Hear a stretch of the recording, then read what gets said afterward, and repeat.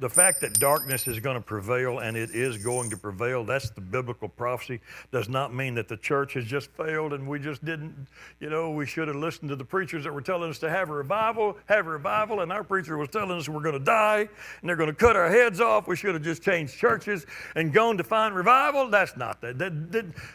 It's not the church's fault that darkness is coming. It's prophecy. It's the prediction. This has been in the works since the day Adam and Eve were put in the Garden of Eden. 6,000 years, God numbered the numbered days of man. I'm going to give you 6 days to work. The seventh day will be Christ working, the millennia. 6,000 years man will have his day, and then Christ will have the seventh day, the Sabbath of all Sabbaths. And so this has been in the works and in the plans, and it is prophesied clearly by Christ and by Paul. And so this is not like the failure of the church. You shouldn't sit back and say, well, then why don't we do something to stop it?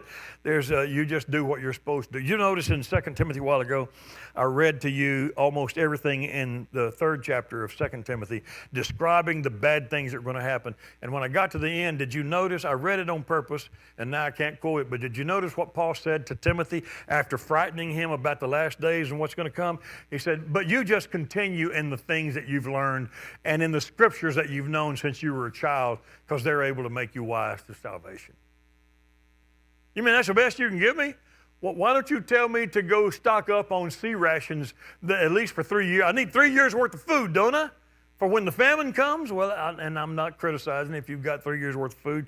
God bless you. I don't mean anything negative about that. I'm just saying, Paul didn't say, now when these bad days come, you need to be the one that survives. And let me tell you how. Stock up.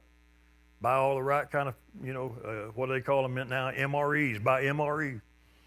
Nothing wrong with that. It's just that that's not going to stop it from happening.